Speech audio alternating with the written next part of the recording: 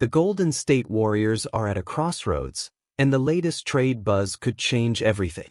What if I told you that a young, dynamic forward from the Warriors is drawing serious interest from a rebuilding Eastern Conference team? As we dive into the details, you won't want to miss how this could reshape the roster. Make sure to subscribe and hit that like button to stay on top of all the latest Warriors news. The Brooklyn Nets have made headlines recently, and it's not just because of their surprising victories over the Sacramento Kings and the Golden State Warriors.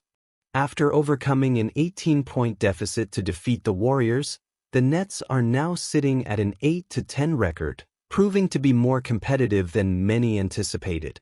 But as a passionate fan of the Golden State Warriors, this news raises some serious questions about our own roster and future. One name that has surfaced in trade discussions is Jonathan Kuminga. According to Greg Swartz of Bleacher Report, he's been identified as a prime trade target for the Nets. Now, Kuminga missed the last couple of games due to illness, but he's been a crucial part of our second unit, averaging 13.3 points, 4.3 rebounds, and 1.9 assists per game. Losing that scoring punch could be detrimental to our depth, especially with the challenges we've faced this season. The idea of trading Kuminga is a double-edged sword. On one hand, he's an exciting young talent with immense potential. On the other hand, if the Warriors don't see themselves shelling out $25 to $30 million per year to retain him in restricted free agency, they might consider moving him before the February 6th deadline. This is where it gets tricky. Are we willing to let go of a promising player who could be a cornerstone for our franchise in the future? As we look at the current trade landscape, the Nets have a few veterans they might be willing to part with, and names like Cameron Johnson, Dorian Finney-Smith, and Nick Claxton have been floated around. Each of these guys could be of interest to the Warriors, especially if it helps us acquire more draft capital or young players who can contribute to our rebuild. But let's be real. Is it worth trading away someone like Kuminga for potential short-term gains? I'm genuinely torn on this.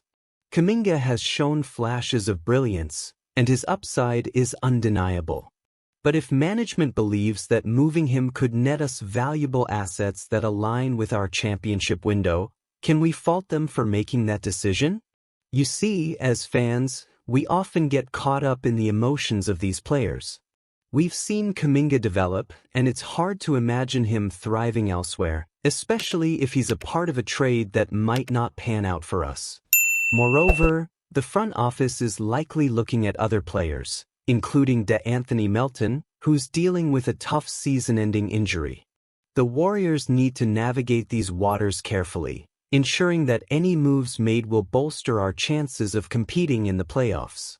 But let's face it, the pressure is on. We need to make decisions that not only secure the present but also pave the way for a brighter future. So, what do you think?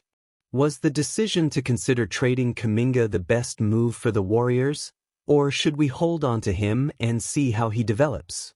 I'm honestly divided on this front. His talent is undeniable, but if we can bring in established players or more promising assets, that might be the way to go. I want to hear your thoughts. What do you believe is the right path for our team? Let's keep this conversation going in the comments below.